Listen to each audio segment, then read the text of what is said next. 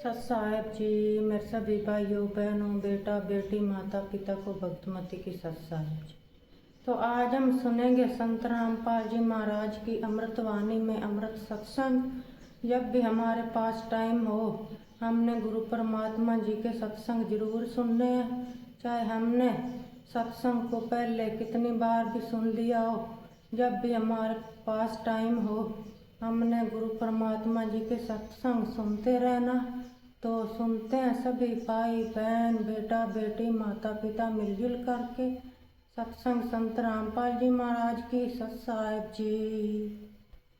सम्मक वचन न कहे सोशस रहनी गहनी सुख ले। गुरु जी के सामने हैंड बैंड नहीं बोले, क्योंकि गुरु जी के सामने जैसे भगवान के पास जाना होता है ऐसी दृष्टिकोण से आना चाहिए। अपनी फरियाद करे, जो भी आदेश हो सिरोधार्य करे और चल पड़े। चाहे मन कुछ भी सोचता रहे, क्योंकि परमात्मा अंतर्यामी है, आपके सब दुखों से परिचित है और वो आपकी जितनी श्रद्धा आपकी होगी उतना ही निवारण आपको साथ साथ रिजल्ट देते रहेंगे। तो आपने समर्पण और श्रद्धा बढ़ानी है, उसके बढ़ाने के लिए आपको यहाँ बुलाया जाता है, भक्ति कराई जाती है, दान पुण्य करवाया जाता है, सेवा करवाई जाती है, ताकि आपकी श्रद्धा जितनी बढ़ेगी उतना ही प्रभु आपके संकटों का निवारण समांतर करता रहेगा।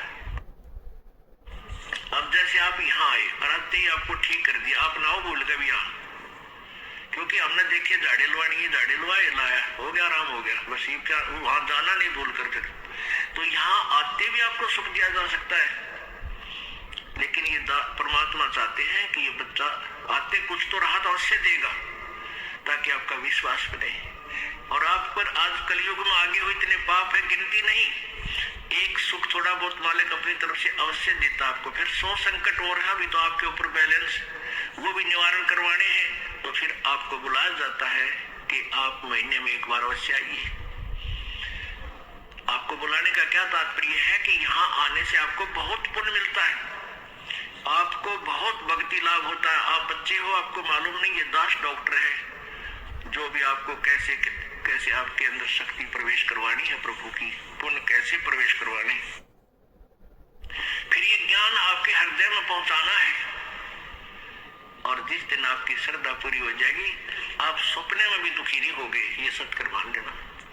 क्योंकि पाप जब बढ़ जाते हैं, दिन में भी दुखी, सोए फिर भी दुखी, फिर सपने भी बुंडे बुंडे आवे।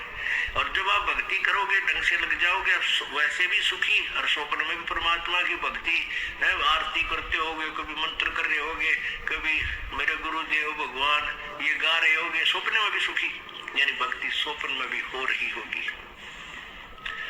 गुरु से शेष करे चतुराई, सेवा ही नरक में जाई।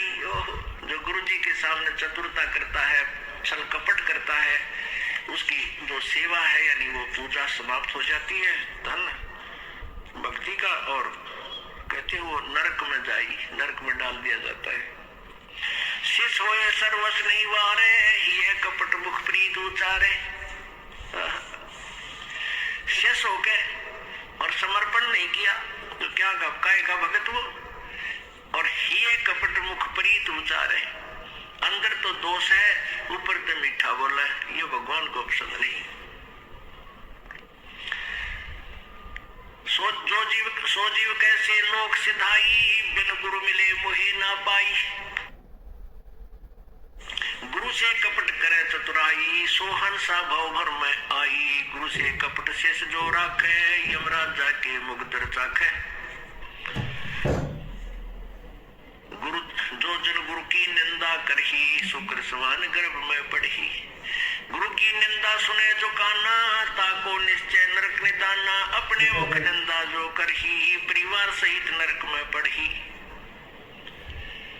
अपने आप क्या बताते हैं परमात्मा कि अपने गुरु जी की निंदा यदि कोई कर रहा है तो भी आपने सुननी नहीं चाहिए। यदि गुरु की निंदा सुने जो काना, ताको निश्चय नरक निदाना। जिसने गुरुजी की निंदा कान से भी सुन ली किसी नालायकता है, कहते तो भी तू नरक में जाएगा, तेरा नाम खंड हो जाएगा। अब यहाँ समस्या आती है कि जैसे कोई व्यक्ति है आप बैठे हो, ट्रेन में बैठे हो, बस में बैठे हो, या कहीं ऐसे स्थल पर बैठे हो, और वो चलो ऐसे वैसे स्थान पर हो तो उठ कर चला जा, आदमी इतना तो कर ही सकता है। लेकिन बस में बैठे हैं, ट्रेन में बैठे हैं, काफी लंबा सफर है, और वो कोई निंदा कर रहा है और आप सुन रहे हो, तो आपके मन में शंका होगी कि मेरा तो नाम खंड हो जाएगा। नहीं होगा। क्यों नहीं होगा? क्योंकि सुनने का अर्थ ये है जैसे कोई आपके गुरुजी की बुराई कर रहा है, आप सुन रहे हो, लेकिन आपके हृदय में वो नहीं समा रही है कि सच ठीक कह रहा है। आपका मन ये कह रहा है ये अनजान व्यक्ति है, इसको पता नहीं, ये वैसे ही कह रहा है। आपके हृदय में उसके हाँ में हाँ नहीं बनी, तो आपने सुनकर भी नहीं सुनी। ये इनमें बहुत अंतर होता है एक बात में। और यदि आप उसके कहने से आपके हृदय में ऐसा आ गया, हो सकता है हमारे गुरुजी ने ऐसा गलत काम कर ही दिया हो, तो आपने सुन ली, वो सुन ली, और आपके मन में स्वप्न में भी नहीं आए कि ये जो कह रहा है सच्ची हो सकती है, तो आपने नहीं सुनी, तो आपको दोष नहीं। गुरु की निंदा सुने जो काना, ताको निश्चय नरक निदाना, अपने मुख निंदा जो करही, परिवार सहित नरक में पड़ही। गुरु को तजय भजय जो आना, ताक पशुआ को फोकट ज्ञाना। ओए होए, अपने गुरु को छोड़कर और दूसरे में आस्था बनाता है। अब जैसे आप किसी भी कोई भी आपको इस भक्ति मार्ग का ये ज्ञान दास से सुनकर आपको कोई सुना रहा है भक्त, और आपकी श्रद्धा उस भक्त में हो जाती है, वो हो तो बहुत अच्छा है, बहुत प्यारा है, उससे के चरण छूने लग जाए और उसी के ऊपर आसक्त हो गए, तो आपका गुरुजी से नाम खंड हो गया। इस दृष्टिकोण से परमात्मा कहते हैं गुरु को तजय भजय जो आना, ता पशुआ को फोकट ज्ञाना। उस पशु ने को कोई ज्ञान नहीं है, वो भक्त नहीं है। जो अपने गुरु को छोड़कर दूसरे की श्रद्धा बनाता है, उसमें आसक्त होता है, उसी को पूजा शुरू कर देता है। अब पुण्यात्माओं, एक एक पॉइंट पे बहुत गहराई सोचना है। अब कोई भक्त ज्ञान सुना रहा है, बहुत अच्छी बात है, उसके द्वारा सुने ज्ञान पर अमल करे और उससे कहे भाई मुझे भी गुरुदेव के पास ले चलो, मेरा कल्याण करा दो। और आपने नाम ले रखा है और फिर कोई चर्चा चलती है, ऐसी कोई बात नहीं, फिर भी सुनो। और कोई पुराना भक्त है, वो अच्छी अच्छी बातें बताएगा तो बहुत अच्छी बात है।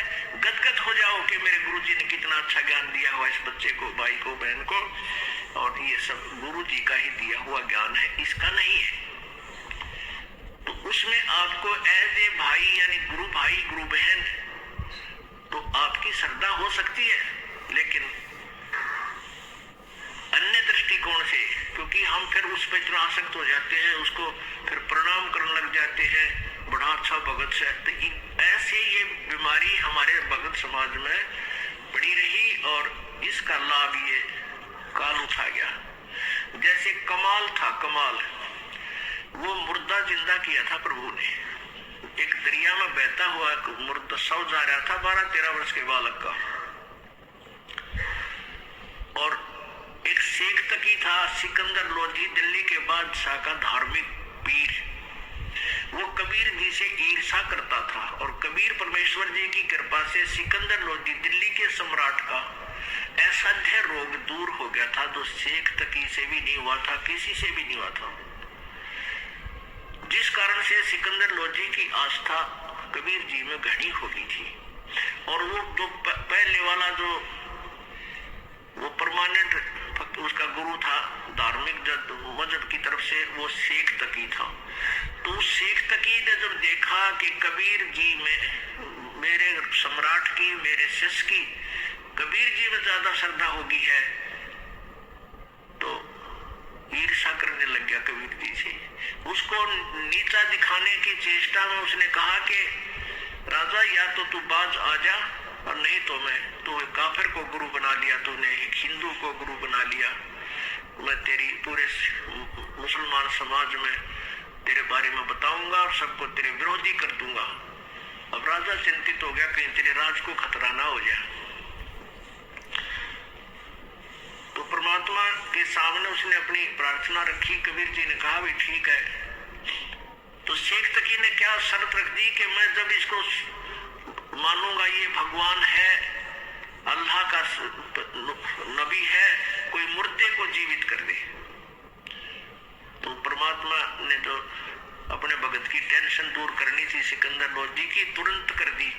जिस दरिया के किनारे वो खड़े थे वहीं पर एक मुर्दा बच्चे का शव बहता हुआ आ गया। कुछ कबीले ऐसे होते हैं ना तो वो गाड़ते जमीन में, ना सभा करते, वो जल प्रवाह कर देते हैं। मृत्यु होने के बाद के पशु जीव जंतु इसके शरीर का मांस खा के दुआ देंगे। ऐसे सुसज्जित एक बना करके प्लेटफार्म सा, प्लॉट सा, एक घास फूस का जो तैरता रहे ऐसा बना देते हैं, बेड़ा सा, उसके ऊपर शव को लुटाकर और चलता कर देते। तो उसी समय वो लड़के का शव आ गया। परमेश्वर कबीर जी ने अपनी शक्ति से उसको जीवित कर दिया था। तो सभी ने कहा कमाल कर दिया, कमाल कर दिया। उसका नाम कमाल रख दिया और उस बच्चे को अपने साथ अपने बालक रूप में, शिष्य रूप में रख लिया। अब वो युवा बालक हो गया। कुछ दिनों के बाद 10-15 साल में 20-25 वर्ष की आयु का हो गया। तो वो परमात्मा से ज्ञान सुनकर, कबीर जी का ज्ञान सुनकर वो भी ज्ञान औरों को सुनाने लग गया। जैसे बताते भक्त, आप भी बताते हो और भी बताते हैं। अब जवान लड़का था, अच्छी आवाज थी, बढ़िया गला था, परमात्मा की वाणी गा गा के इतने सुरीले ढंग से सुनावे। तो जो परमात्मा कबीर जी के शिष्य थे वो 64 लाख, उनमें से बहुत सारे कमाल जी के ऊपर आसक्त हो गए। ओहो कमाल, तो भाई कमाल है, तेरा नाम भी कमाल, तेरा काम भी कमाल, और भाई तो गुरु जी से भी बढ़कर हो गया। ओहो आप तो गुरु जी से भी अच्छी जो है ना ज्ञान सुनाते हो। अब इस बात से वो कमाल फूल गया, वो यानी उसमें अभिमान छा गया। और कबीर जी परमात्मा उसको बार बार धिक्कारते थे, तो उसको धमकाते थे कि निकम्मे तू अपना कर्म बढ़ा ले और प्रभु मत बढ़ाए। लेकिन ये प्रभुता की भूख इतनी बुरी होती है, जीव नरक जाना स्वीकार कर लेगा, प्रभुता छूटते नहीं। कहते हैं राज तजना सहज है, सहज त्रिया का ने, और मान बढ़ाई ईर्षा दुर्लभ तजनाई। और जब तक ये नहीं तजे जाएंगे इतना भगवान नहीं मिले।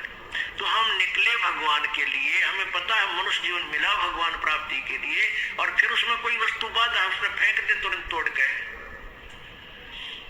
उसको एक तरफ फेंके तो भगवान मिले। लेकिन उस कमाल ने परमात्मा के आदेश का पालन किया नहीं, तो प्रभु ने उसको धमका दिया। वो वहां से निकलकर परमात्मा से रुष्ट होकर, क्षुब्ध होकर, खिन्न होकर के वहां से निकल गया और जाके कहीं दूर देश स्थान पर रहने लगा, जहां के वो नालायक भक्त गुरु जी के शिष्य उसको चाहते थे, वहीं चला गया, वहां रहने लग गया। अब वहां रहा, उसने एक छोटा सा आश्रम बना लिया। अब पुण्यात्मा समर्थ जो कार्य करता है कोई जीव नहीं कर सकता। जैसा कल उदाहरण दिया था कि जैसे वायु बहुत लंबी चौड़ी है, बहुत ज्यादा था है, और उसमें से एक टायर में पंप से हवा भर भी ली, वो टायर ट्यूब में टायर में डालकर ट्रक में डाल दिया, ठीक है वो काफी सहयोगी होगी वह हवा उसको, लेकिन वो तो सीमित है। ऐसे ही किसी भक्त ने, उस कमाल ने परमात्मा की कुछ दिन सेवा करके, दोनों नाम दिया, उसकी भक्ति करके कुछ शक्ति अवश्य होगी थी, लेकिन वो जीव ही था। और वो अनजान भक्त जो परमात्मा के शिष्य थे कबीर जी के, उस पर आसक्त हो गए। तो यहाँ बताते हैं गुरु को तजय भजय जो आना ता पशुआ को फोकट गया ना। जब कबीर खुद बालक बैठे और उस वो कमाल के टिंडे देगा उन्हें, कमाल की बात, यहीं से हम गिरते, सतर गिरता गिरता यहाँ आ लिए। हम सतलोक में इसी तरह गिरे थे। हम अपने भगवान को छोड़कर परमेश्वर कबीर जी सतपुरुष को, और ये ज्योति निरंजन काल वहां तपस्या कर रहा था एक टांग पर खड़ा होकर, हमने अपने भगवान से अर्जय हटा के इसमें लगा लिया, और इसका फल यो मिला गधे कुत्ते सूअर 84 लाख योनियों में कितना कष्ट उठा रहे हम।